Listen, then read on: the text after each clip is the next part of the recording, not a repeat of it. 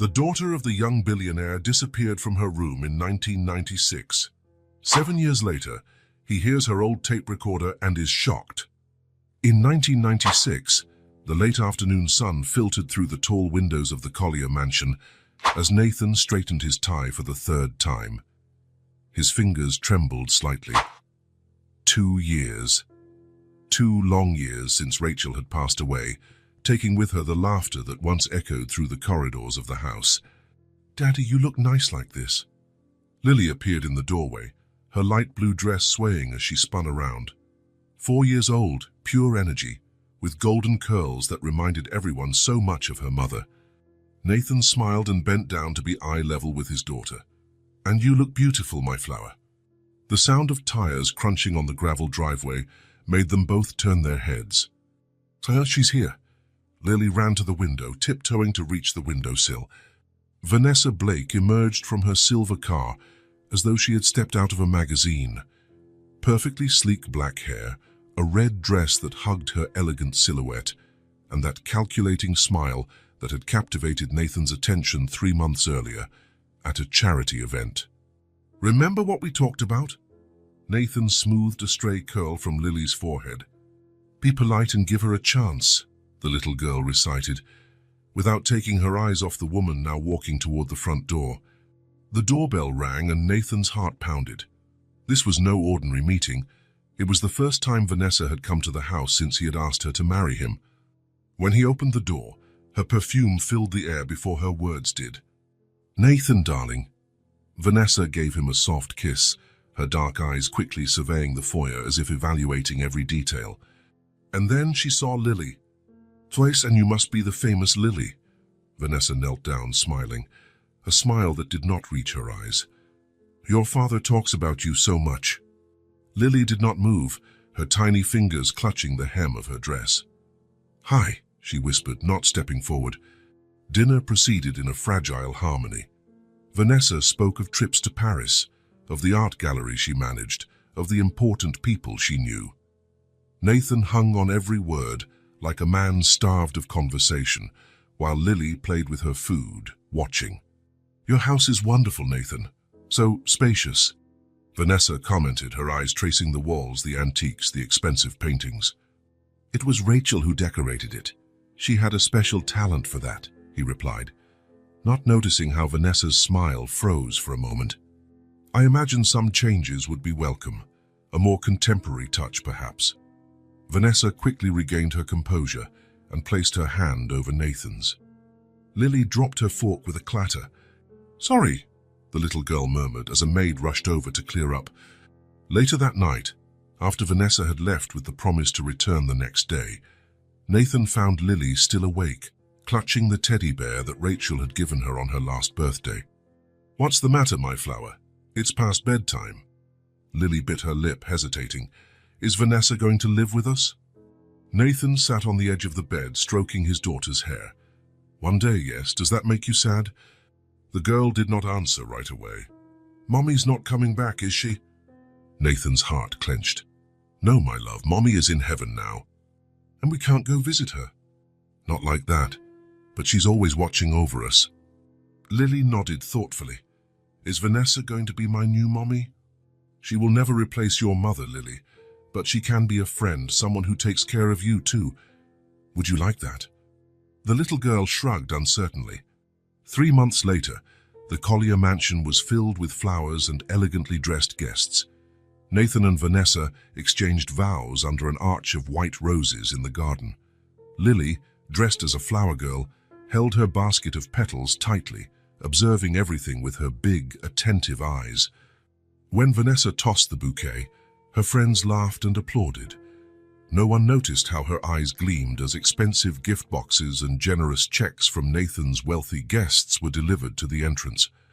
Vanessa's move into the mansion happened in a single day. Moving trucks brought in modern furniture, abstract paintings, and a new atmosphere to the house. The room that had once belonged to Rachel was completely transformed. "We need to leave the past behind, darling," Vanessa explained, as the last remnants of Rachel were packed up and taken to the Nathan agreed, although something in his chest protested silently. In the first few weeks, everything seemed perfect. Vanessa organized elegant dinners, redecorated charmed Nathan's friends. To the outside world, they were the ideal rebuilt family. But at night, when Lily woke from nightmares calling for her mother, Vanessa simply turned over and murmured, "Your father needs to teach you to be more independent." It was a Sunday afternoon while Nathan worked in his study that Lily burst in, her eyes red and filled with tears. "What is it, my flower?" He scooped her up into his arms, concerned. Lily looked toward the door, making sure they were alone. Then, in a whisper like a secret, she murmured, "Daddy, Vanessa doesn't like me. She acts different when you're not around." A chill ran down Nathan's spine, but he pushed it aside. It was just adjustment. The time needed to build bonds. "Jazz, of course she likes you, my flower. She's just adapting." He kissed his daughter's forehead, ignoring the instinct screaming inside him. "Everything will be okay, you'll see." Lily didn't answer. She simply clung to her father as though she feared he might disappear too. That night, watching Vanessa apply her expensive creams in front of the mirror, Nathan tried to bring up the subject. "Lily seems a bit insecure around you." Vanessa didn't take her eyes off her reflection. "Children are dramatic, darling. She just wants your undivided attention. Maybe we could spend more time together, the three of us." "Of course."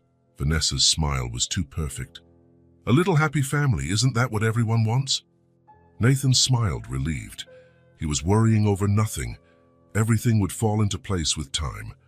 He didn't notice the cold look Vanessa gave Lily's photograph on the bedside table as she turned off the light.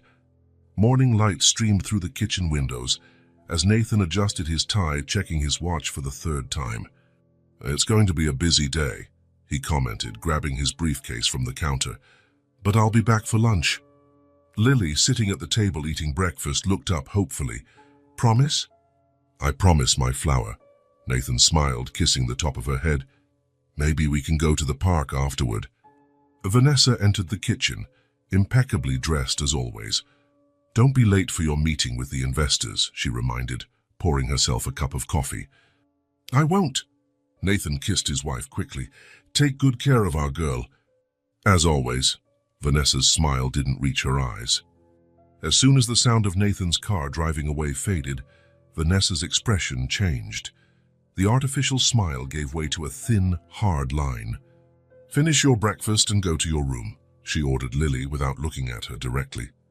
Lily lowered her head. "But Daddy said he'd be back for lunch." "Your father says a lot of things." Vanessa slammed her coffee cup onto the counter with unnecessary force. "Today you stay in your room, and if you tell him anything, you'll regret it." But..." "There's no buts." Vanessa's voice cut through the air like a blade. "Do as I say, now." Lily obeyed, climbing the stairs in silence.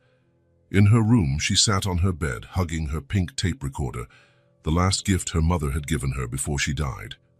Hours later, she heard the phone ring. Vanessa's voice, soft again, drifted through the hallway. "Of course I understand, dear. No, it's no problem at all. Lily will be disappointed, but I'll explain to her. Yes, see you later." Footsteps approached Lily's door. The door opened and Vanessa appeared. "Your father isn't coming for lunch," she announced, a glint of satisfaction in her eyes. "Probably not for dinner either. Important meetings, you know." Lily didn't answer, only hugged her tape recorder tighter. "What do you have there?" Vanessa stepped closer, noticing the object. "Ah, that old thing your mother gave you." "It's not old," Lily protested quietly. "Mom gave it to me." Vanessa's expression hardened. "Your mother is dead, and the sooner you forget about her, the better for everyone." Lily felt tears well up but said nothing. She'd learned that crying only made Vanessa angrier. "Your lunch will be served here. Don't leave this room." Vanessa walked to the door, pausing only to add, "And remember what I said.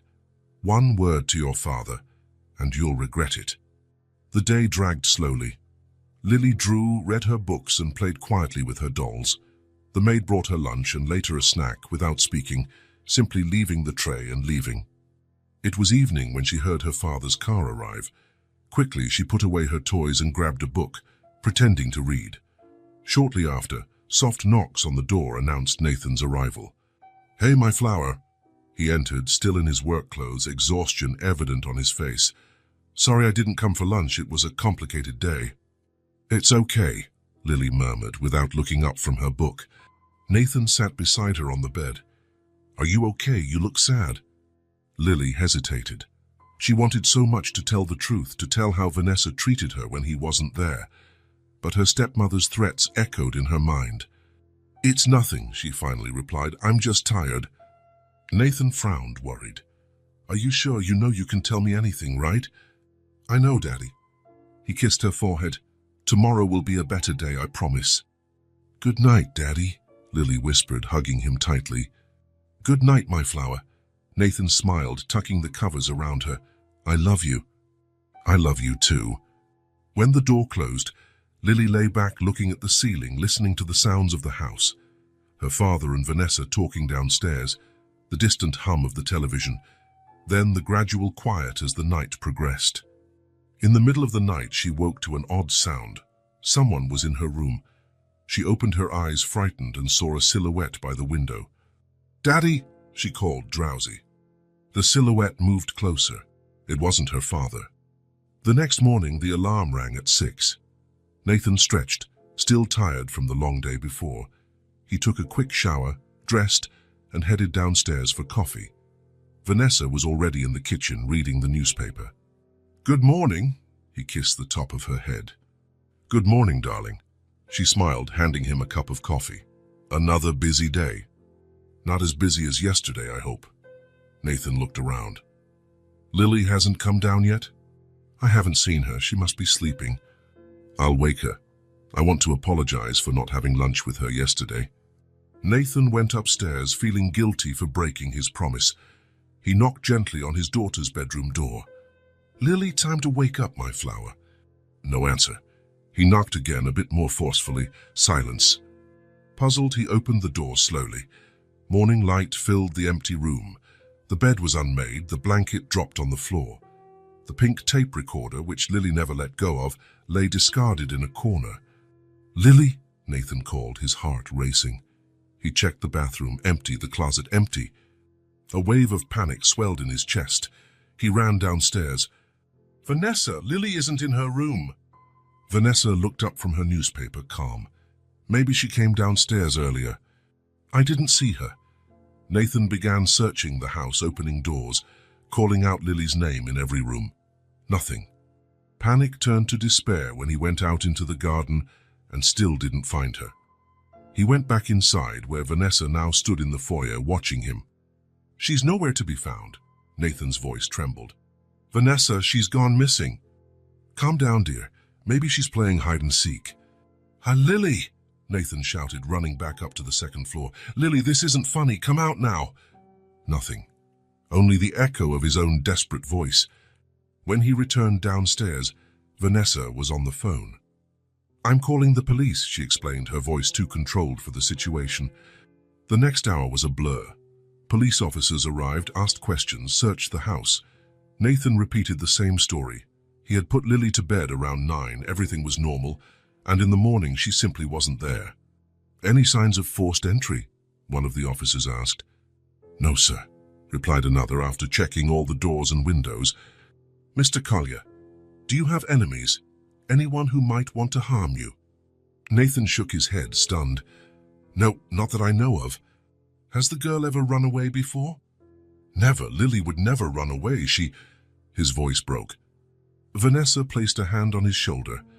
"My husband is in shock, officer. Lily is a quiet child, never caused any trouble." The officer wrote something on his notepad. "We'll issue an alert. We need a recent photo of the girl and a description of what she was wearing the last time she was seen." The search extended throughout the day. Neighbors were questioned, nearby areas scoured. Nothing. It was as if Lily had simply vanished into thin air. Later that night, as Nathan finally drifted into fitful sleep, Vanessa gathered all the staff in the kitchen. "Given what's happened, we can't trust anyone anymore," she declared coldly. "You're all fired. You will receive generous compensation, but I want everyone out of this house by tomorrow." The housekeeper, who had worked for the Colliers for years, widened her eyes. But, Ma'am, Mr. Collier will need help during this difficult time. I will take care of my husband, Vanessa replied, her eyes as hard as stone. And I suggest you leave quietly. Anyone who talks to the press or spreads rumors about what happened here will face severe legal consequences. The days that followed were a nightmare for Nathan. The police set up a temporary command post in the living room with maps, photos, and timelines. Volunteers offered to help search, combing woods, parks, and nearby areas. Nathan followed every operation, refusing to rest. You need to sleep a little, Vanessa insisted. You won't help Lily if you faint from exhaustion. But sleep didn't come. Every time he closed his eyes, he saw Lily's face, her frightened eyes, her outstretched hand begging for help. How could he rest while his daughter remained missing? A week passed, then 2. The police began to scale back their search. The case remained open, they said, but without new leads there was little they could do. This can't be happening, Nathan murmured, staring out the window of his study as the last police car drove away. How can a child just disappear without a trace? Vanessa stood in the doorway watching him. We'll keep looking. I've hired a private investigator. Nathan nodded, too exhausted to speak. He could no longer cry. It was as if something inside him had dried up, leaving only a painful void where life had once been. Days began to blur together, with no distinction between mornings, afternoons, and nights. Nathan barely ate, losing weight rapidly. His once perfectly tailored clothes now hung loosely on his frame. Deep circles marked his face, and his eyes had lost their sparkle. I need to work from home, he told his partners over the phone. I can't be too far away. What if she returns and I'm not here? His company, once his top priority, now seemed insignificant. What did it matter to make money, close deals, when his daughter was missing? A month after the disappearance, the first private investigator gave up. I'm sorry, Mr. Collier. We followed every possible lead. Nathan hired another, and then another. He offered ever-increasing rewards for any information. He plastered posters all over the city, gas stations, supermarkets, schools. Lily's room remained untouched, just as it had been on the day she disappeared. Nathan spent hours there, sitting on her small bed, holding the teddy bear she loved so much. I will find you, he whispered. I promise, my flower. Vanessa rarely went in there. It's not healthy to stay in that room all the time, she said, trying to persuade him to have dinner, take a shower, do anything other than wallow in memories. You would never understand, he replied, drifting further from his wife with each day. 2 months later, the press lost interest. Other cases, other tragedies took over the headlines. The phone, which had once rung constantly with reporters seeking statements, now remained silent. Autumn arrived, painting the trees in the garden red and gold. Lily had loved jumping into piles of dry leaves. Nathan found himself staring out the window, waiting to see her running between the trees again. I have to do something, he murmured one rare night when he joined Vanessa for dinner. I can't just wait. You are doing everything you can, Vanessa replied, pouring him a glass of wine. The police are still searching. The investigators too. It's not enough. Nathan began spending his nights driving around the city, stopping at dark parks, hospitals, homeless shelters. He showed Lily's photo to anyone he encountered, addicts, sex workers, on-duty officers. No one had seen her. Sometimes he felt he was losing his mind.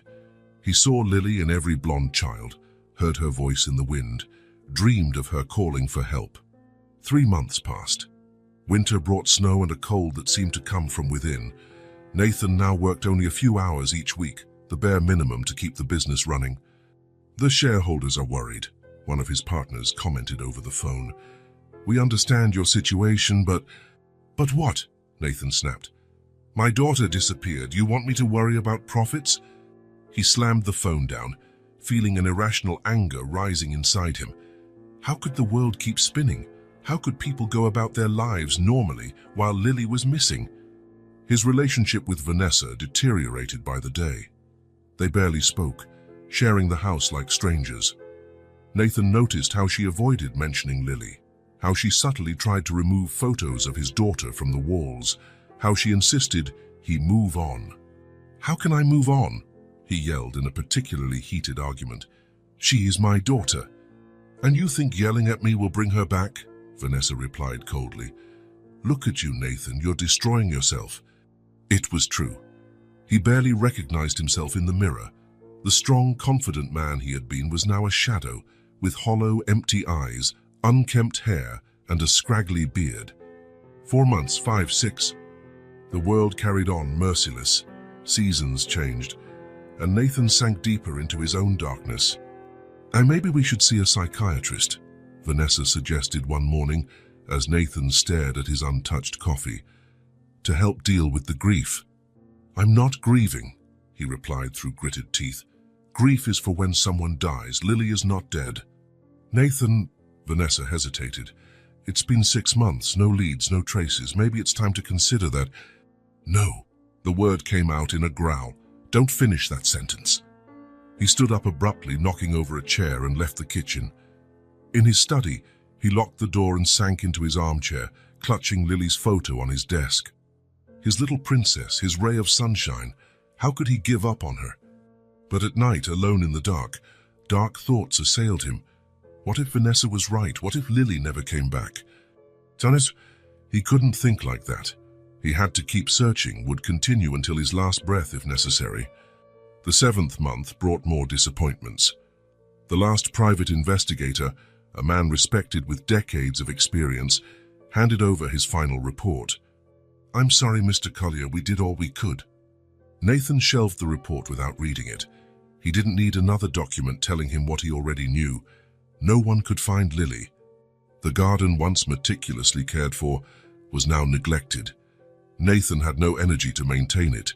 The flowers died, the grass grew wild. It was as if the house itself were mourning. One day he found Vanessa in front of Lily's room with a new lock in her hand. "What are you doing?" he asked, feeling a cold rage rise in his chest. "You spend too much time in there," she replied without apology. "It's not healthy." "It's my daughter's room." "Nathan, we need to talk about the future, about moving on." He ignored her, entering the room and closing the door. He leaned back against it and slid down to the floor, finally letting the tears fall. How could he move on without Lily? How continue living in this void? The phone rang downstairs.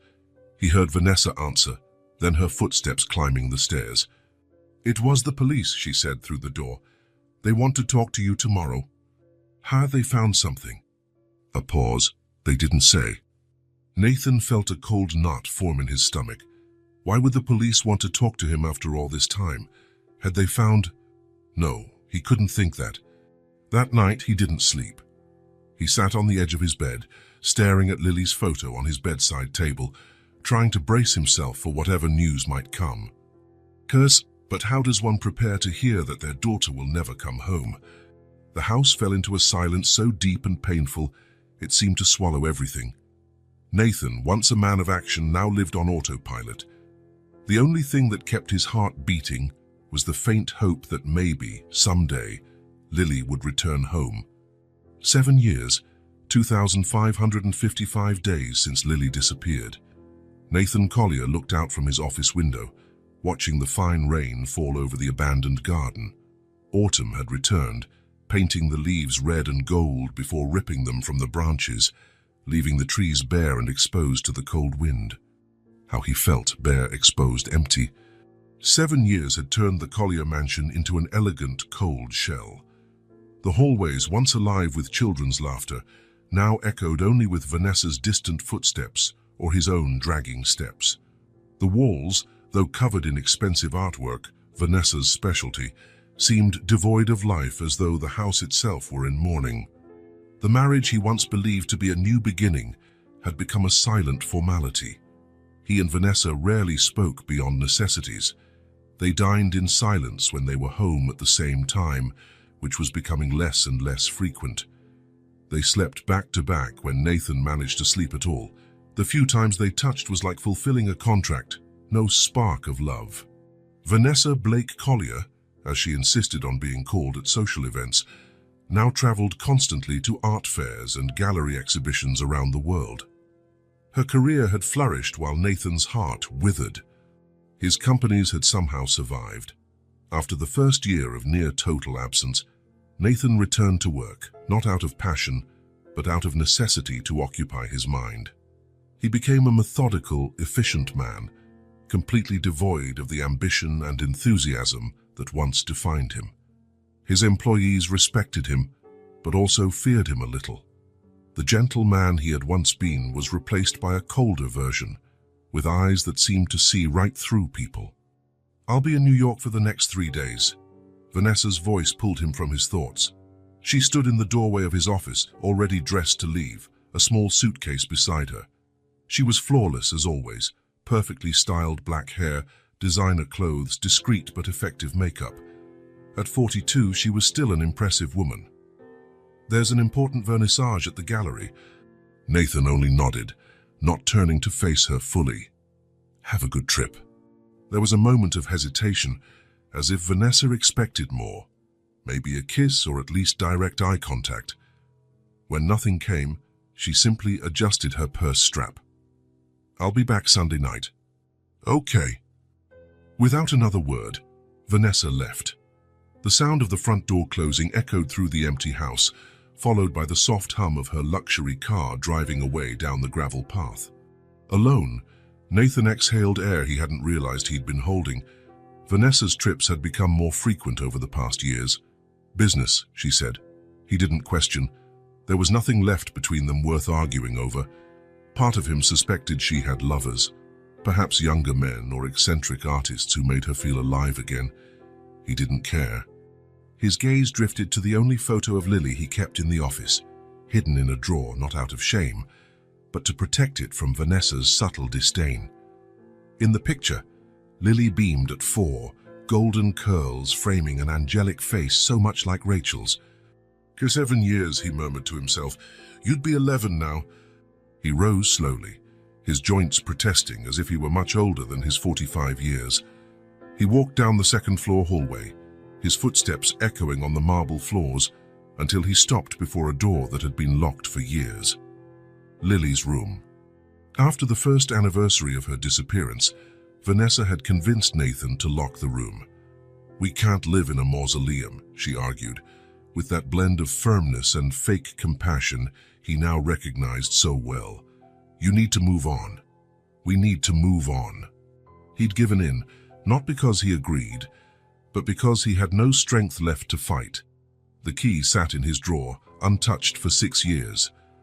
On some particularly difficult nights, he would hold it between his fingers, contemplating the possibility of entering, but always putting it back, as if stepping into that room meant admitting Lily would never return. Something about that grey morning compelled him to take the key. Maybe it was the emptiness of the house, free from Vanessa's controlling presence. Maybe it was the weight of 7 years, a number that seemed to demand some milestone, some change. Or maybe it was simply time. The key turned in the lock with a click that seemed to echo through the entire house. The door opened slowly with a low creak from hinges long unused, revealing a room frozen in time. The light filtering through the dusty window illuminated a space untouched since that fateful morning. The bed was still unmade, as if Lily had just left it. Toys scattered on the floor, a doll here, colorful blocks there. Drawings taped to the walls with yellowed tape.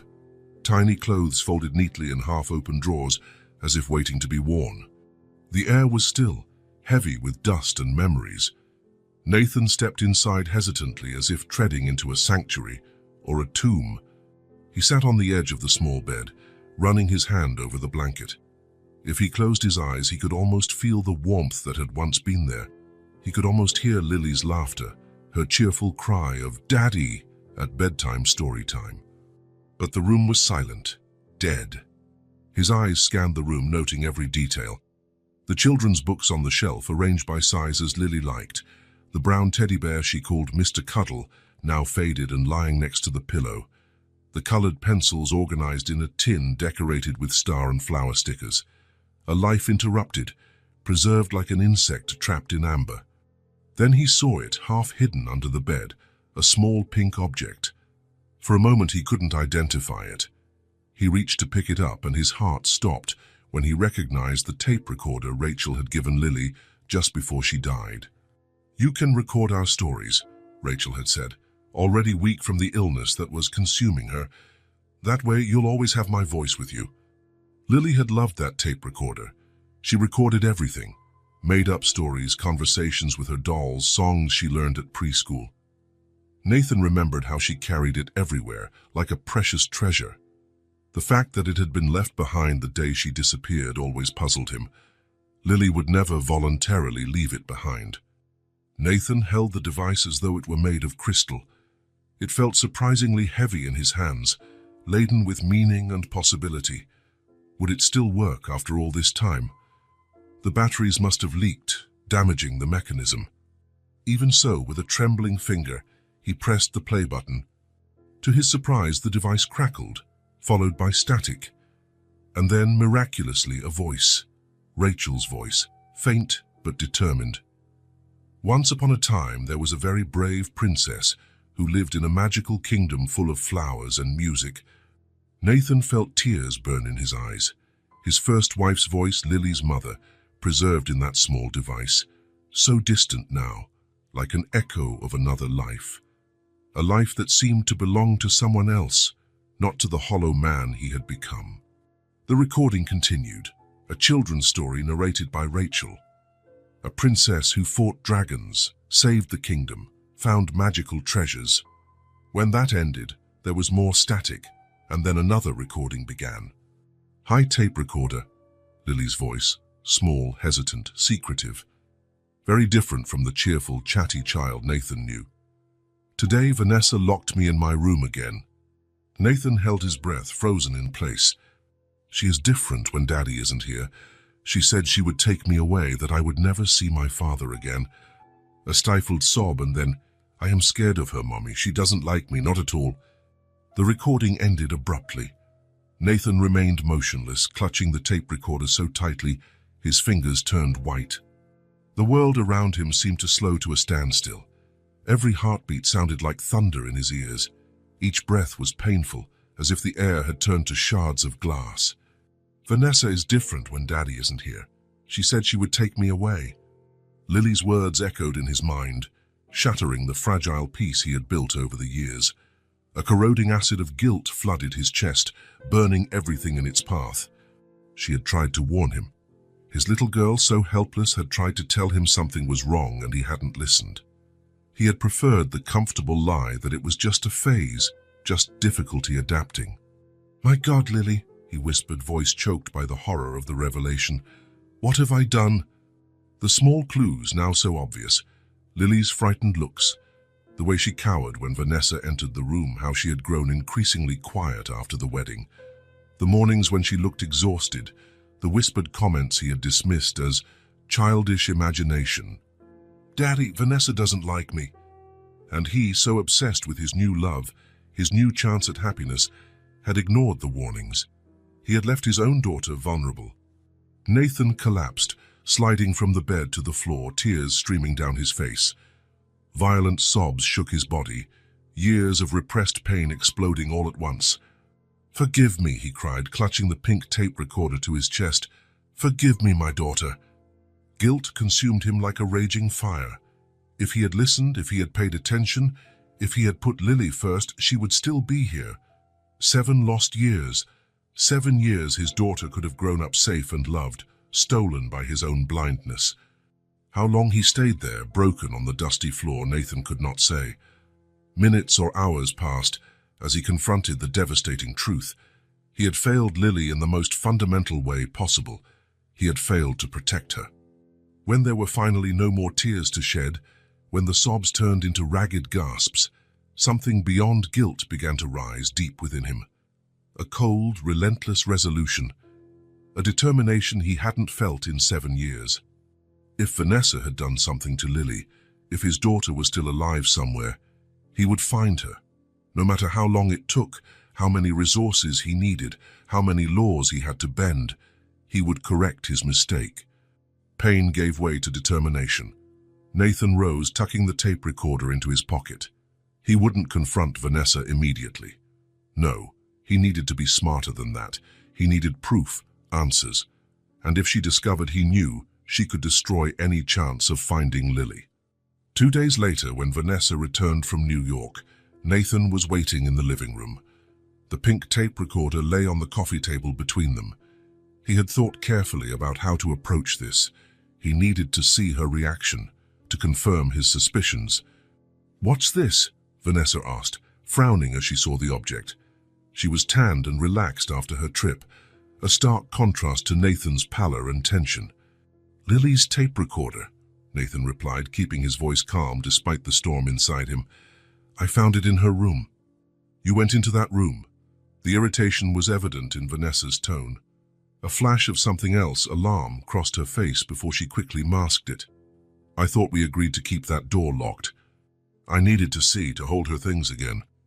Vanessa sighed, setting her designer purse on the armchair. "Nathan, we've talked about this. It's not healthy to live in the past." Without answering, Nathan pressed play. Lily's voice filled the room.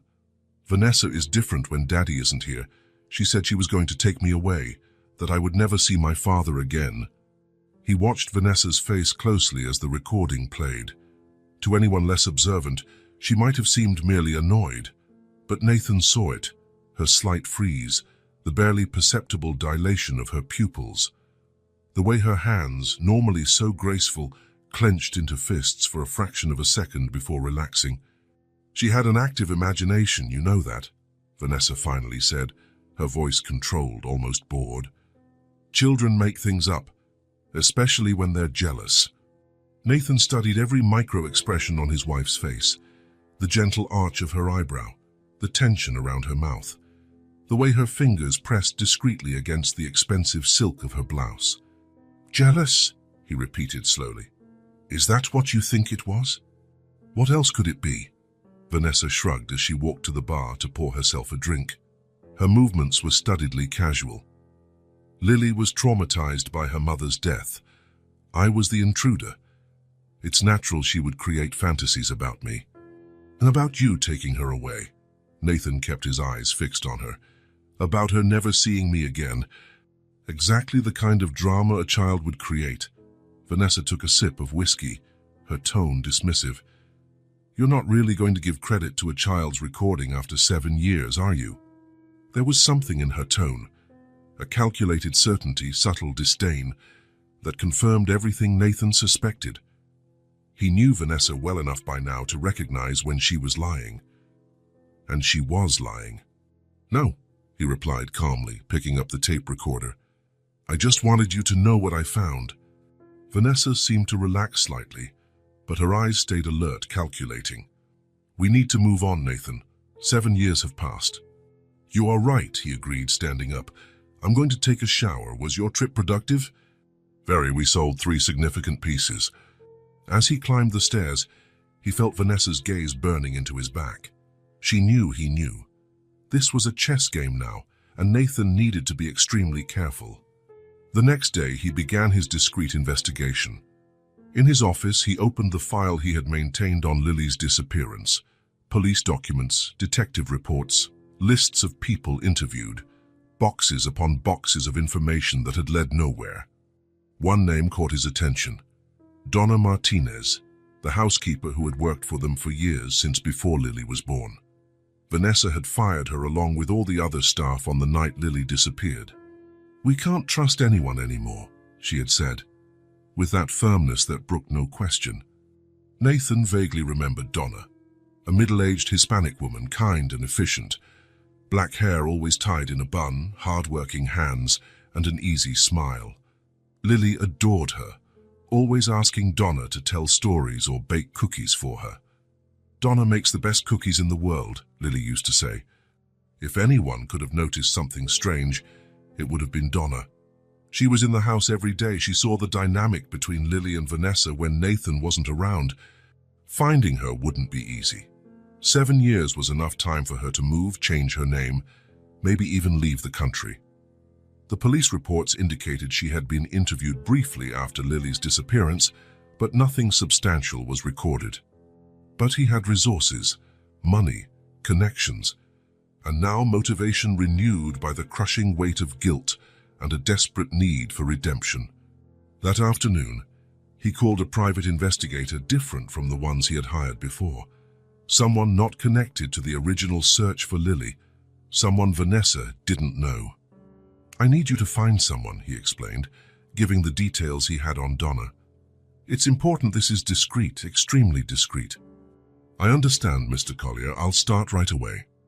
In the days that followed, Nathan and Vanessa continued their careful dance around each other. He pretended nothing had changed.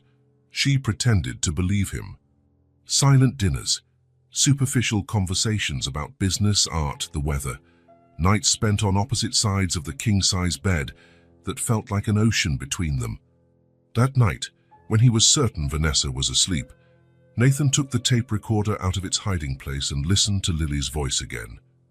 Each word was a blade to his heart, a reminder of his failure, but also fuel for his search. "I'm scared of her, Mommy. She doesn't like me." How had he not noticed? How could he have been so blind? A week later, the detective called. "I found Donna Martinez, Mr. Collier. She's living in a small apartment on the east side of town. She works as a cook in a local restaurant." "Oh, does she live alone?" "Yes, sir. Seems to have a modest life. Never married, no children." Nathan felt something stir in his chest. Not exactly hope, but perhaps its precursor, a possibility. "I need her address. And don't mention this to anyone, especially not my wife." "Of course, Mr. Collier, I'll be discreet." That night, while Vanessa worked in her office reviewing contracts for her gallery, Nathan studied the address on a scrap of paper. Tomorrow, he would look for Donna. Tomorrow, he might begin to fix the terrible mistake he had made. He placed the pink tape recorder and Donna's address into a hidden safe in his office. If Vanessa even suspected what he was doing, everything could be lost. Guilt still weighed on his shoulders like a lead cloak. But now there was also a purpose, a path. If Lily was still alive somewhere, if there was the slightest chance of finding her, he would not rest until he did. It was the least he could do after having failed her so terribly. The building where Donna Martinez lived was old, with peeling paint and an elevator Nathan preferred not to risk. He climbed the 3 flights of stairs, his heart racing with each step. He did not know what to expect from this meeting, but after 7 years seeking answers, any crumb of truth felt like a feast. He stopped at apartment 3B, placed the pink tape recorder in his jacket pocket, and took a deep breath. Then he knocked. 3 soft taps. Hesitant footsteps sounded on the other side. The door opened just a crack, revealing a dark, wary eye that widened when it recognized him. "Mr. Collier?" Donna's voice was almost a whisper of disbelief. "Hello, Donna," Nathan replied, trying to keep his voice steady. "May I come in? We need to talk." The door opened wider. Donna was older than he remembered, her hair now more gray than black, deeper wrinkles around her eyes. She still wore her hair in a tight bun, but her hands, once strong and capable, seemed more fragile. "What are you doing here?" she asked, clearly nervous, glancing at the empty hallway behind him. "How did you find me?" "It wasn't easy," Nathan admitted, "but I need your help, Donna. It's about Lily." At the mention of Lily's name, something flickered in the former housekeeper's eyes. A flash of pain, perhaps guilt. She hesitated for a few seconds, then opened the door fully. "Come in," she said in a low voice. "Quickly." The apartment was small but clean and orderly. A combined living room and kitchen, some plants on the windowsills, simple, worn furniture. No luxuries, just what was necessary to live. "Have a seat." Donna indicated an old worn sofa. "Would you like some coffee?" "No, thank you." An awkward silence fell between them. Donna stood, her hands nervously twisting the fabric of her skirt. "You must be wondering why I came after all this time," Nathan began. "I always knew you'd come one day," she replied, surprising him. "I just didn't know when." Nathan pulled the tape recorder from his pocket and placed it on the coffee table. Donna's eyes fixed on the pink object, instantly recognizing it. "I found this in Lily's room," he explained, "and heard something that changed everything." Without another word, he pressed play. Lily's childish voice filled the small room. "Vanessa is different when Daddy isn't here. She said she was going to take me away. that I would never see my father again. Donna went pale. Her hands visibly trembled. When the recording ended, she stepped away to the window, turning her back to Nathan. "If you know something, I need to hear it," he pleaded, his voice thick with emotion. "Please, Donna, it's been 7 years without answers, 7 years without my daughter." Donna's shoulders trembled slightly. Was she crying or simply battling deep-seated fear? "May I have a glass of water?" she finally asked without turning around. Nathan rose and went to the tiny kitchen. He found a clean glass, filled it with tap water, and returned to the living room. Donna had taken a seat on a wooden chair, her hands now clasped tightly in her lap, as though trying to steady her trembling. "Thank you," she murmured, taking a small sip. Then, eyes fixed on the glass, she began to speak. "It was the middle of the night. I had woken up to get a drink of water." Her voice was low, almost a whisper, as if she still feared being overheard. "I saw Vanessa leaving through the back door, carrying Lily in her arms." The girl seemed asleep. Nathan felt his heart stop. One thing was suspecting, another entirely different was hearing confirmation. "I froze," Donna continued, "but she saw me. She stopped, looked me in the eyes." She swallowed hard, gripping the glass tightly, and she said, "If you say one word, I will ruin your life. No one will believe you. You're just a servant." A sob escaped Donna's lips. "The rest of the story you already know." "Continue," Nathan urged, voice husky. "I need to know everything." When she came back hours later, it was almost morning. She acted as though nothing had happened. Donna looked directly into Nathan's eyes for the first time. "When you discovered Lily was gone, she feigned surprise, called the police, played the worried mother. And that night," Nathan started, remembering. "Yes, then she fired everyone, as if to protect the house. But it was to erase evidence, and I stayed silent, out of fear." Silent tears rolled down Donna's wrinkled face. "After that, my life became a struggle. I never had peace again." She set the glass on the table, her hands still shaking. "I tried to start over, find another job, but she kept her promise. Somehow, whenever I got something good, I lost it right away. Bad references I never gave, rumors, strange accidents. I knew it was her, but I couldn't prove it." Nathan closed his eyes, deeply shaken, the puzzle pieces finally fitting together, revealing a picture of calculated evil he could barely comprehend. "Why now?" Donna asked softly. "Why after all this time?" "The tape recorder," he replied simply. "Lily's voice showed me what I should have seen from the start." A heavy silence fell between them. Outside, the city carried on its frantic pace, oblivious to the drama unfolding in that small apartment. "Do you know where she took Lily?" Nathan finally asked, hope and fear warring in his heart. Donna shook her head. "No, I only saw her leaving with the girl. I never knew where they went." Nathan took Donna's hand in his, feeling the calluses from years of hard work, the fragility of bones under thin skin. "You kept the truth. Now it's my turn to do what's right." "What will you do?" she asked, fear still visible in her eyes. "First, I'll make sure you're safe." He squeezed her hand gently. "And then I'll find my daughter, no matter the cost." Through the window, the sun began to set, painting the sky red and gold, just as it had 7 years ago when his life was shattered. But now, at last, he had a starting point. He had the truth, and with it, a chance at redemption. Nathan drove back home with his knuckles white around the steering wheel, holding on so tightly he could feel his grip. The sky darkened rapidly, heavy clouds promising a storm. Appropriate, he thought, a storm to clear the air, to wash away 7 years of lies. Donna's revelation rang in his mind like a funeral bell. Vanessa had taken Lily. His own wife had destroyed his life, stolen his daughter, and then remained by his side, watching his suffering with cold, calculating eyes. How long had she planned this? From the beginning of their marriage, from their first meeting? Was it all an elaborate charade for what? Money? Power? The question tormented him. But deep down, none of that mattered. No reason could justify what she had done. The mansion emerged before him, imposing against the darkening sky. Lights were on, indicating Vanessa was home. Nathan parked and sat for a few minutes, taking a deep breath, organizing his thoughts. He needed to stay calm. He needed to do this right. The pink tape recorder felt like a stone in his pocket. Proof. The truth hidden for so long. When he finally entered, he found Vanessa in the living room reviewing some documents. She looked up, her expression neutral as ever. "You're late," she commented, returning her attention to the papers. "There's food in the fridge if you're hungry." Nathan stood in the doorway watching her. The woman with whom he had spent 7 years of his life. The woman who had slept by his side as he silently cried for his lost daughter. The woman who had betrayed him in the cruelest way imaginable.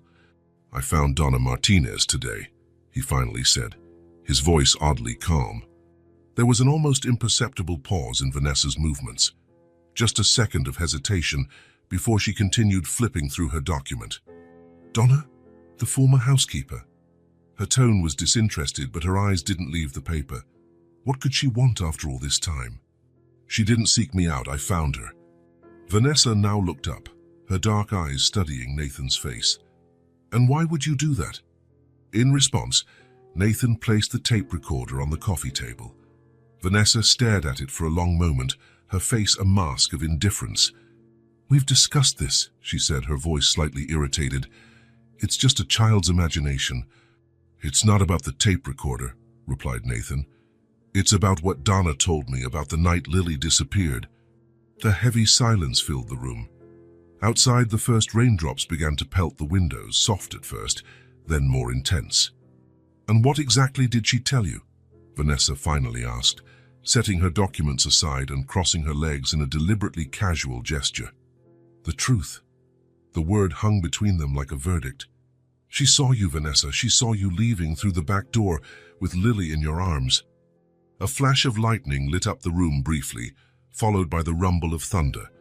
The storm had arrived. For a moment, Nathan thought Vanessa would deny it, invent another lie, another story. But something had changed. It was as if a mask had fallen, revealing her true face. A cold smile curved her lips. "It took you long enough, didn't it? 7 years. I thought you'd never find out." The admission, so casual, so devoid of remorse, hit Nathan like a physical blow. Even knowing the truth, hearing her confession from her own lips was devastating. "You took my daughter from me," he said, the words coming out in a hoarse whisper. Vanessa rose and walked to the bar to pour herself a drink. Her movements were fluid, elegant as always, as if they were merely discussing a dinner menu, not the destruction of a family. "She was a burden," she replied simply, serving herself whiskey. "Always in the way, always wanting your attention, always reminding you of that woman." "Rachel," Nathan said, her name like a prayer. "Doesn't matter." Vanessa shrugged, taking a sip of her drink. "I gave her to someone who wanted her better that way." "Better for whom?" Nathan's voice rose slightly, the anger finally breaking through his forced calm. "For you?" "For everyone." She stared at him directly without a trace of guilt in her eyes. "You moved on, went back to work. We built a life. A life built on lies." Nathan felt nauseous thinking of every moment they had shared since Lily's disappearance. Every birthday, every Christmas, every night he had spent beside the woman who had destroyed his family. An empty life. It didn't have to be empty. You chose to drown in self-pity. Vanessa drained her glass in one gulp. "We could have been happy." The rain now fell heavily, tapping on the roof like thousands of impatient fingers. Nathan took a deep breath, trying to calm the storm within him. The rage, the pain, the hatred, all threatened to consume him. "Where is she?" he asked, each word heavy with 7 years of anguish. "Where is my daughter?" "It doesn't matter anymore." Vanessa returned her empty glass to the bar. "She has another family, another life. You're just a distant memory, if that." The words cut deeply, but Nathan refused to show how much they hurt. Instead, he straightened his shoulders and looked directly into the eyes of the woman he had once believed he loved. "Pack your things," he said, his voice low but firm. "Get out of my house." Vanessa stared at him for a long moment, as if gauging whether he was bluffing. When she realized he wasn't, a flash of fury crossed her gaze. quickly replaced by her usual cold mask. "You will regret this," she said, setting the glass down precisely. "I could destroy you, Nathan, your business, your reputation. I don't care." And it was true. Nothing else mattered except finding Lily. "Now get out." Without another word, Vanessa left the room. Nathan remained still, listening to her footsteps ascending the stairs, drawers opening, the muffled sound of clothes being tossed into suitcases. 30 minutes later, she descended with 2 large suitcases. She paused briefly in front of him, her face a mask of perfect indifference.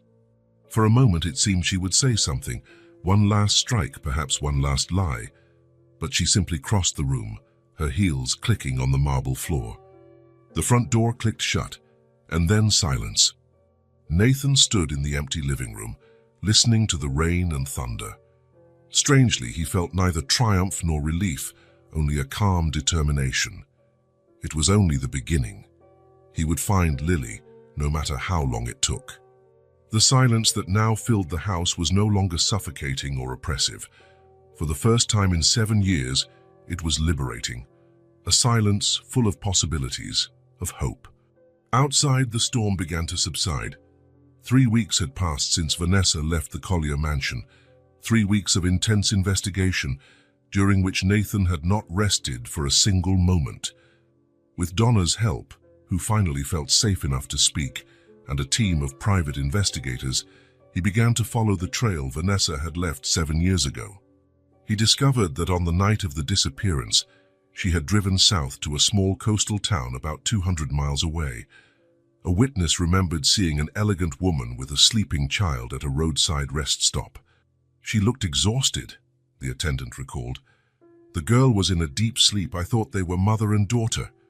From there, the trail grew cold. Nathan uncovered records of substantial payments from one of Vanessa's secret bank accounts to a couple, the Harmons. Thomas and Alice Harmon lived in a rural area near that coastal town. Initially, the payments were monthly, then they became annual. The last payment had been made only 6 months ago. That spring morning, Nathan drove slowly along a dirt road, his heart pounding as if it would burst from his chest. The Harmon's address was written on a scrap of paper in the passenger seat, but he had memorized it. The landscape was bucolic, green fields, a few cows grazing lazily, wildflowers dotting the roadside. A peaceful place, far from the hustle of the city. A good place to hide someone, Nathan thought bitterly. When he finally spotted the mailbox labeled Harmon, he slowed even more. The house stood about 100 feet from the road, a simple 2-story white building with a broad front yard and what looked like a small orchard in the back. Nathan parked his car a bit before the driveway and turned off the engine. He needed a moment to compose himself. What if he was wrong? What if Lily wasn't there? Or worse, what if she was there but didn't recognize him, didn't want him? 7 years was a long time. She had been only 4 when she disappeared. Now she was an 11-year-old preteen. How much of the girl he hoped to find still remained? With trembling hands, he took out the small portrait he always carried, the last photo taken of Lily before she disappeared. Her radiant smile, bright eyes, golden curls. Would he be able to recognize her? He breathed deeply, slipped the photo into his jacket pocket, close to his heart, and stepped out of the car. The air was cool, carrying the scent of flowers and damp earth. He walked slowly toward the house, trying to plan what he would say. How would he explain his presence? How would he approach the situation without frightening anyone? And then he saw her. In the side yard, partially hidden by a large oak tree, a girl played alone. She had her back turned, kneeling on the grass, seemingly absorbed in some private game. Her hair was long and golden like mature wheat, tied in a loose braid that fell down her back. Nathan froze. He couldn't breathe. He couldn't move. It was as if time had stopped, as if the entire world had ceased spinning. The girl must have sensed his presence because she suddenly turned her head. For a moment, her eyes, blue as Rachel's, widened in surprise. She rose slowly, leaving her toy in the grass. "Daddy?" The word escaped her lips as a whisper, barely audible from where he stood. Nathan felt his legs give out. It was her, his Lily. Older, taller, but unmistakably his daughter. The same blue eyes, the same face shape, the same little freckles across her nose. "Lily," he managed to say, his voice choked with emotion. There was a moment of complete stillness, as if both feared any movement might shatter the spell, make the other vanish. Then, like a dam bursting, Lily let out a joyous cry and ran toward him. "Daddy, is it really you, Daddy?" Nathan knelt, opening his arms just as she leapt into them. The impact nearly knocked him over, but he caught himself, embracing his daughter with a strength that belied his fragility. She was real, solid and warm in his arms, her small heart pounding frantically against his chest. "I thought you forgot me," Lily sobbed, her thin arms tightening around his neck. "I waited so long, so long." "Never," Nathan replied, tears streaming down his face. "I never stopped looking for you, not for a single day, my flower." Lily stepped back slightly to look at his face, as if she needed to be certain it was really him. Her small hands brushed his cheeks, wiping away his tears. "I knew you would come," she said with a conviction that broke Nathan's heart. "I always knew." "Lily, So much to say, so many questions, so many apologies." "I told you Vanessa didn't like me," Lily interrupted, her eyes suddenly serious. "Do you believe me now?" The innocence of the question, the absence of blame, made Nathan feel as though his heart was being crushed. "Yes, my flower, I believe you, and I'm so sorry I didn't believe you before." Lily smiled, that radiant smile he remembered so well, and threw her arms around his neck again. Nathan held her, marveling at the miracle of having his daughter back. It was then he noticed they were not alone. A man and a woman had stepped out of the house and were watching from a distance. He rose, still holding Lily's hand, and faced the couple he assumed were Thomas and Alice Harmon. The man was tall and broad-shouldered, with grey hair and a cautious expression. The woman, shorter, had a gentle face framed by brown hair streaked with silver. Both appeared to be in their 50s. "Mr. Collier," the man said, stepping forward. It was not a question. "Mr. Harmon," Nathan replied, keeping his voice steady. "Mrs. Harmon, I believe we have much to discuss." Alice Harmon looked at Lily, who still clung to Nathan's hand. Concern flickered in her eyes, but there was also a kind of resignation, as though she had always expected this moment. "Better come inside," she finally said. "Lily, darling, why don't you show your father your room while we prepare some coffee?" "Yes." Lily eagerly pulled Nathan by the hand. "Come, Daddy, I have so much to show you." As he followed his daughter into the house, Nathan felt as though he was stepping into a parallel world, a life Lily had built without him, a life he had no part in until now. The house was simple but cozy. Well-kept wooden furniture, floral curtains, framed photos on the walls. Photos of Lily, Nathan noticed with a tightening in his chest. Lily on her first day of school, Lily blowing out birthday candles on a cake, Lily hugging a dog. Moments he should have witnessed, moments stolen from him. Lily's room was on the second floor, a cheerful space painted light blue with a bed covered in a colorful quilt, shelves filled with books and toys, and a desk stacked with school notebooks. "I've always wanted a blue room," she explained, watching him anxiously. "Aunt Alice let me choose the color." "It's lovely," Nathan replied, fighting the pain that came with thinking he should have painted a room for her, let her pick the colors, created a space just for her. "Look!" Lily ran to the bed and pulled something from under the pillow. It was Mr. Cuddle, the teddy bear Nathan had given her when she turned 3. It was more worn, a bit faded, but unmistakably the same bear. "I brought him with me. Vanessa didn't want me to take him, but I hid him." Nathan felt a lump in his throat. "You remembered me then?" "Of course I did." Lily seemed genuinely surprised by the question. "You're my father. I never forgot your face or your voice or the stories you told at bedtime." She hesitated, suddenly seeming younger than 11. "Did you remember me?" Nathan knelt down again, bringing himself to her eye level. "Every day, Lily, every single minute of every day, you never left my heart." She smiled, that radiant smile he remembered so well, and threw her arms around his neck again. Nathan hugged her, amazed at the miracle of having his daughter back. When they finally went back downstairs, Thomas and Alice Harmon were waiting in the living room. There was coffee and cookies on the table, as though this were a normal social visit, not a moment that would change everyone's lives forever. "Lily," Alice said gently, "why don't you go to the kitchen and get that orange juice you like so much?" The girl looked from Alice to Nathan, reluctant to leave his side even for a moment.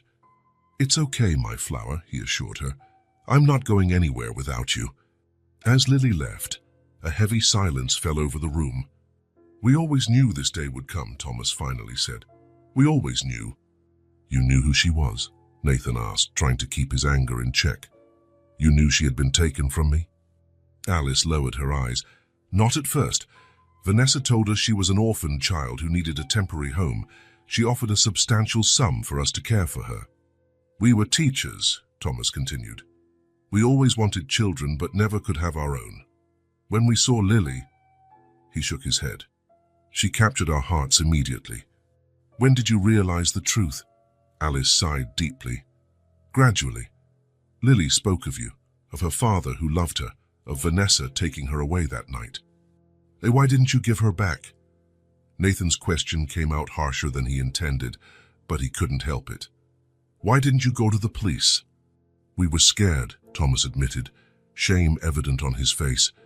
"Vanessa threatened us. She said she would accuse us of kidnapping, that we were accomplices. And then," he looked at the kitchen door where Lily had disappeared, "then we grew attached to her.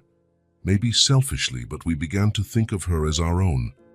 We never stopped feeling guilty," Alice added, tears shining in her eyes. "But we tried to give her the best home possible. Education, love, stability."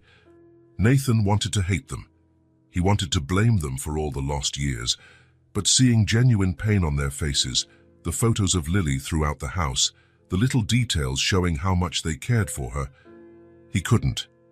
"You took care of her," he said finally, "when I could not." Alice nodded, wiping a tear away. "She's an extraordinary girl, smart, kind, strong. You would be very proud of her." "I am," Nathan replied, his throat tight, "and I am grateful you took care of her, but now she needs to be with her father," Thomas finished. "We always knew this day would come." Lily returned at that moment, carefully carrying a glass of juice. She looked at the adults, sensing the tension in the air. "Is everything okay?" she asked, stepping close to Nathan. "Yes, my flower," he assured her, putting an arm around her shoulders. "We were just talking about the future." Lily looked at Thomas and Alice, then at Nathan. "Can I go home now?" she asked directly. "With my dad?" Alice swallowed a sob. Thomas placed a comforting hand on her shoulder. "If that's what you want, dear," he said. "I want to go home with you, Daddy," Lily said, looking up at Nathan with her blue eyes so like Rachel's. There was an unwavering certainty in her voice that moved Nathan deeply. "Then let's go," he replied simply. The goodbyes were difficult. Despite everything, it was clear the Harmons loved Lily and she loved them. Promises were made to visit, phone numbers exchanged. Lily ran to hug them one last time before getting into the car, her small suitcase and Mr. Cuddle clutched tightly in her arms. As they drove down the dirt road, Nathan looked in the rearview mirror. Thomas and Alice stood at the entrance of the house, hand in hand, watching the car until it disappeared around the bend. "They were good to me," Lily said softly, as if reading his thoughts. "But I always knew it was only temporary. I always knew you would come for me." Nathan reached out and held her hand. "I'm sorry it took me so long, Lily." She squeezed his hand. "It doesn't matter, we're together now."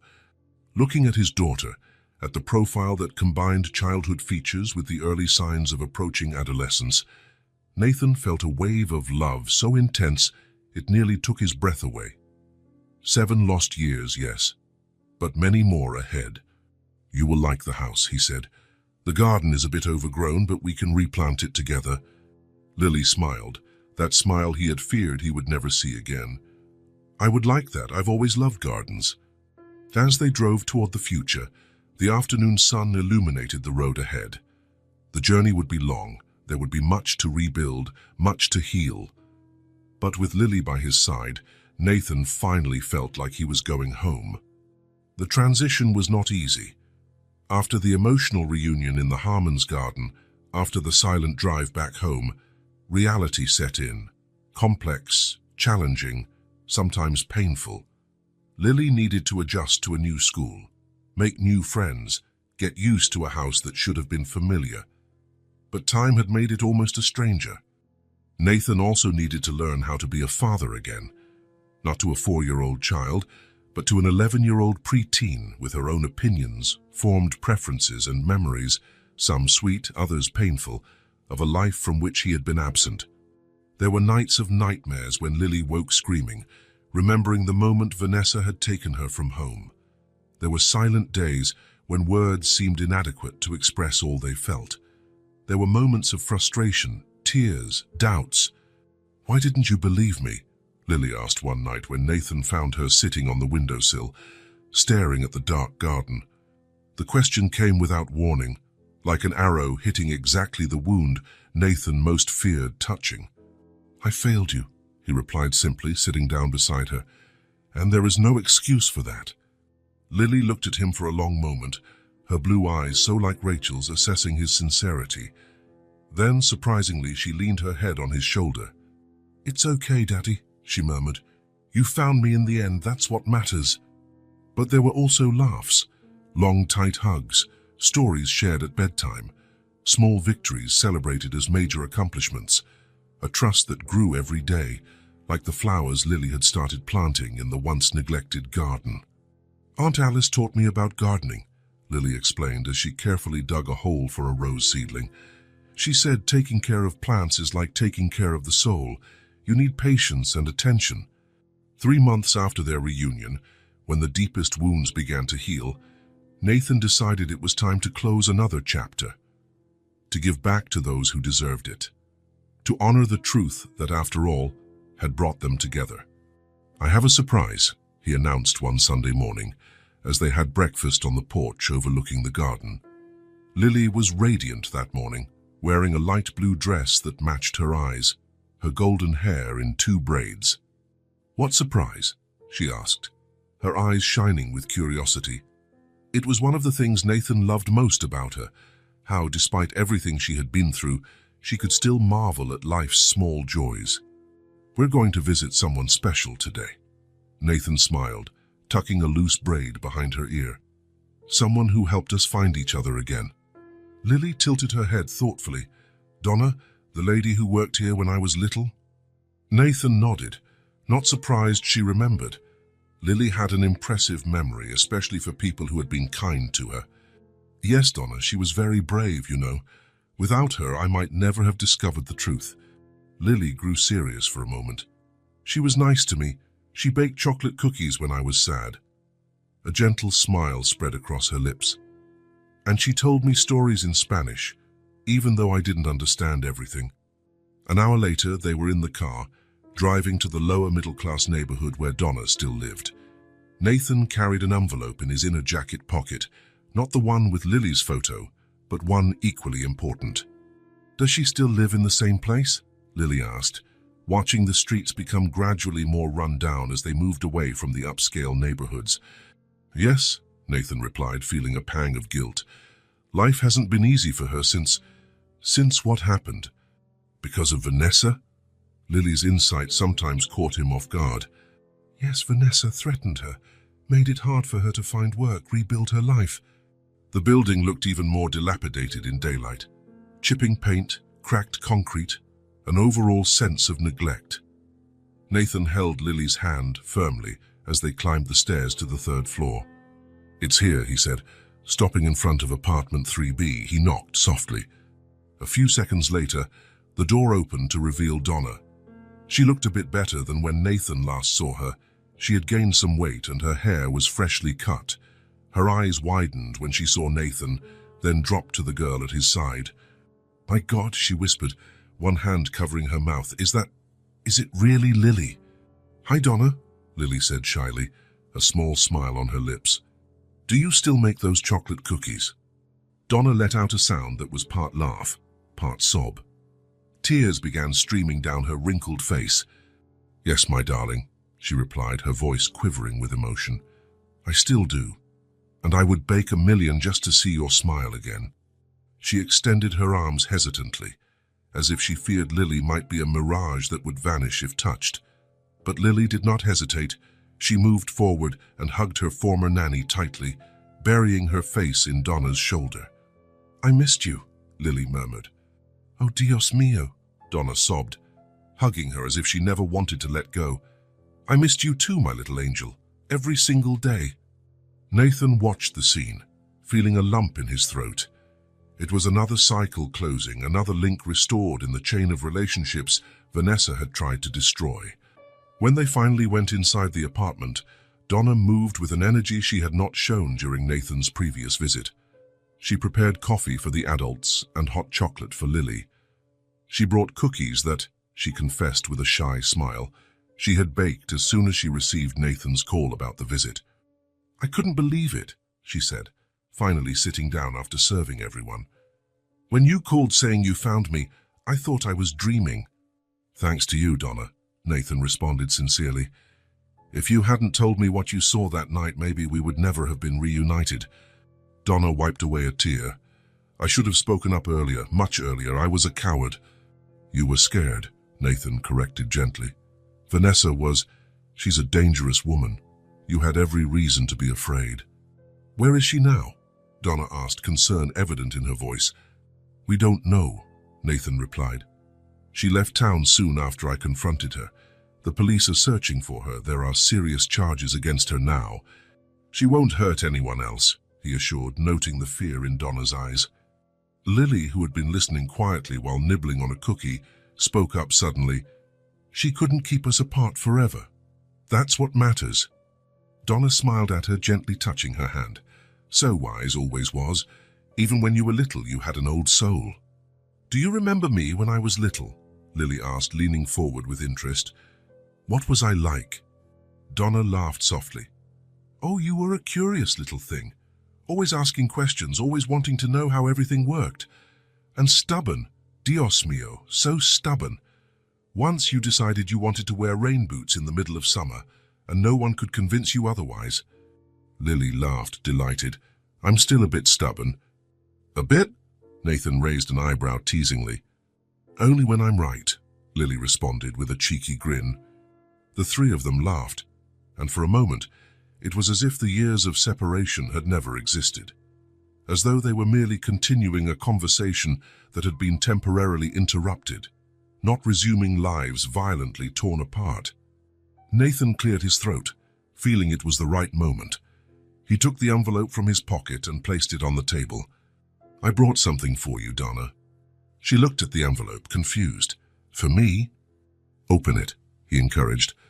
With trembling hands, Donna opened the envelope and pulled the documents out.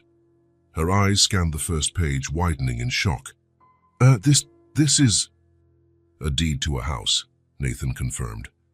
"In the south side of the city. It's a quiet neighborhood with good schools nearby. I thought maybe you'd like to teach private lessons again." Donna shook her head, unbelieving. "Mr. Collier, I can't accept this." "There's also a trust fund," he continued, pointing to the second document. "It's not a fortune, but it's enough so you never have to worry about bills or working jobs you don't want." "Why?" Donna asked, tears streaming down her face. "Why would you do this for me?" Nathan covered her hand with his. "You kept the truth. Now it's your turn to start over." Lily stood and walked to Donna, hugging her shoulders. "You helped me when I was little," she said gently. "Now we want to help you too." Donna hugged Lily back, openly sobbing now. "Thank you," she murmured through tears. "Gracias, gracias." It was as if an invisible weight had been lifted from her shoulders. Years of fear, guilt, regret, all washed away by tears of relief and gratitude. "When can we visit your new house?" Lily asked, her eyes sparkling with excitement. "Can I help decorate?" Donna laughed through her tears. "Of course, mi querida, you have good taste." "Actually," Nathan said, "I thought we could go see the house today if you'd like, of course." Donna's eyes lit up. "Today, really?" "Why not? The house is already furnished. It just needs your personal touch." Lily clapped her hands, thrilled. "Can we go now, please, Donna?" I don't even know what to take." Donna looked around at the small apartment with its few possessions. "Don't worry about that right now," Nathan reassured her. "We can send a team to help with the move later. Today is just to see the place." An hour later, they stood before a two-story house in a tree-lined neighborhood. It wasn't luxurious like the Collier mansion, but it was spacious, well-kept, with a small front yard and a backyard. The kind of home Donna had probably never dreamed of owning. It's perfect," she whispered as Nathan handed her the keys. Come on, let's take a look." Lily ran to the door, barely containing her excitement. The house was airy and bright, with large windows letting sunlight flood in. There was a comfortable living room, a modern kitchen, 3 bedrooms upstairs, more space than Donna had ever had. "This room could be your office," Lily suggested, exploring. "To teach lessons, and this one could be a guest room for when I come to visit." Donna looked at her in surprise. "You would come visit me?" "Of course." Lily seemed bewildered by the question. "Your family?" Those 2 simple words, "your family," filled Donna's eyes with tears again. She hugged Lily, then extended her arms to include Nathan in the embrace. "Thank you," she murmured, "for giving me a second chance." "You deserve it," Nathan replied sincerely. "More than that." As Donna and Lily explored the rest of the house, Nathan lingered in the living room watching them. Lily's laughter echoed through the walls, mingling with Donna's exclamations of surprise and joy. It was a sound that warmed his heart, reminding him that life truly could start anew, even after the worst tragedies. When they finally returned to the Collier mansion, night had fallen. Lily had fallen asleep in the back seat of the car, exhausted from the exciting day. Nathan carried her up to her room, not the room frozen in time, but a new space they had decorated together, with walls painted in the blue she always wanted. After tucking her in and kissing her forehead, Nathan went down to his office and poured himself a drink. Through the window he could see the garden that, 3 months earlier, had been just abandoned earth and now began to bloom under Lily's dedicated care. The pink tape recorder sat on a shelf, no longer hidden but displayed as a reminder, not of the tragedy but of the truth that had reunited them. Nathan touched it gently, grateful for that small object that had changed everything. The following days passed with a sense of normalcy that felt almost miraculous given all they had been through. Lily continued adjusting to school, making friends, reconnecting with the life that had been stolen from her. Nathan reorganized his work schedule to be more present, determined not to lose another moment. Donna moved into her new home, and as Lily had predicted, she seemed lighter, even younger. She truly began teaching Spanish lessons again, discovering a vocation that had been interrupted years ago. On Sundays, she often joined Nathan and Lily for dinner, bringing her famous chocolate cookies and stories from her childhood. Slowly, a new routine took hold, a new normal that acknowledged the past but was not defined by it. One particularly sunny afternoon, Nathan was in his office finalizing some documents when he heard Lily's call from the garden. "Daddy, Daddy, come see my flower." Nathan smiled, putting down his pen. It was Lily's voice, no longer muffled by walls of silence and secrets, but clear, vibrant, full of life. "I'm coming," he answered, rising and walking to the glass door leading to the garden. There she was, kneeling in the freshly turned soil, surrounded by gardening tools and plant pots. Her golden hair shone in the sunlight, her cheeks flushed from exertion and excitement. When she saw him, she opened into a radiant smile, pointing to a small blue flower that had just bloomed. "Look, Daddy, isn't it beautiful? It's a forget-me-not. Donna told me the name. It means don't forget me." Nathan knelt beside her, admiring the delicate blue flower. "It's perfect, my flower, just like you." Lily leaned her head on his shoulder, a gesture so natural, so full of trust, that it tightened Nathan's heart with emotion. "I'm happy to be home," she said softly. "So am I, Lily," he replied, kissing the top of her head. "More than you can imagine." They stood there side by side as the sun dipped toward the horizon, painting the sky golden and pink. In the garden, the newly planted flowers swayed gently in the breeze. From the open house, the low strains of music drifted. Lily had rediscovered the old sound system and made a habit of playing music throughout the home. The sound had returned to the Collier mansion, and with it, life.